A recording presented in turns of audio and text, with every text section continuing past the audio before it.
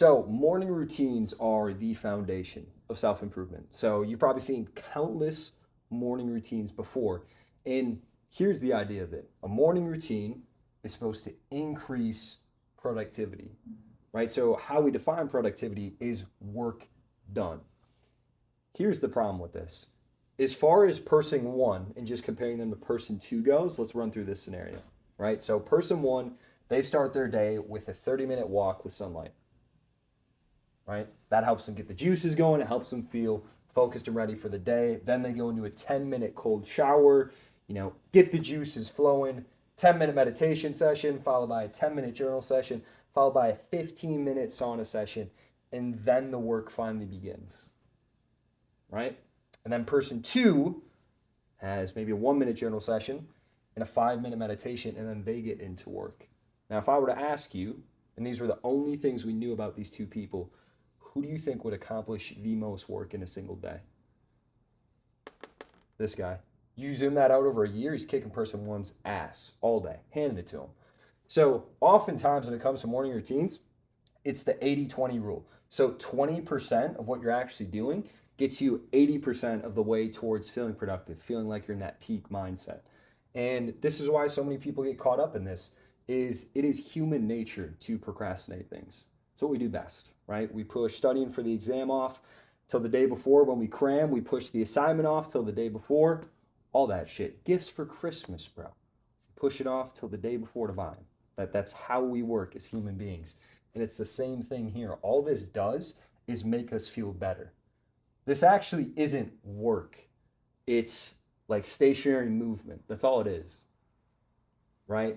So if you can just do the 20% that gets you 80% of the results, you're ahead. I don't believe in peak mindset. I don't think that shit exists. At the end of the day, the work's always going to need doing. And if you zoom out over a long enough time horizon, whoever gets the most work done usually wins. And it falls into this category right here. There are 3 levels of tasks. These are like the hierarchy of tasks. And you can apply this to your life. So you have $1,000 tasks, $100 tasks, and $1 tasks. So an example of a $1,000 task, if you're a sales rep, that's outreach, right? That's doing outreach, finding new prospects, taking sales call, all that stuff. If you're a creator, it's content. It's creating content. It's actually filming. It's doing this shit. That's $1,000 task. And then we go a layer below that, $100 task. What are examples of this? Studying for a skill, right? It is writing a script for a video, right? It is watching sales training videos. And then you have $1 tasks. This is like junk time, right? It's checking your phone, it's checking social media, bullshitting with buddies. That's a $1 task.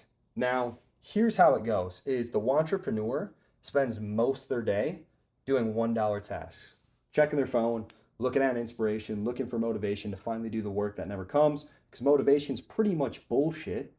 Like, it's going to help you out for a minute. You might do work for 5 minutes, then it fades. You go right back to TikTok. This is the entrepreneur. That's what they do. Spend all their day on $1 tasks. Then you have $100 tasks. They spend most of their day just studying. It feels good, right? They're watching all this content, consuming all the self-improvement stuff, how to build a better body, how to take control of their finances, how to get their mindset right, all this shit. And this is the hustler. That's what they do. They feel super productive. Like, dude, I'm getting so much work done. But they actually really don't do shit at all. And then you have the high performer. They spend most of their day doing $1,000 tasks, doing the outreach, doing the content, actually creating, doing the physical work itself. And that is the separator here, is if you are to zoom out a year from now, if you were to just spend as much time as you could allocate to doing $1,000 tasks versus probably the $1 to $100 task you do currently, how much farther ahead would you be? Light years, dude. And when you're playing the long game, you zoom that out over 2, 3, 4, 5 years, you're burying everybody. You're fucking destroying the competition.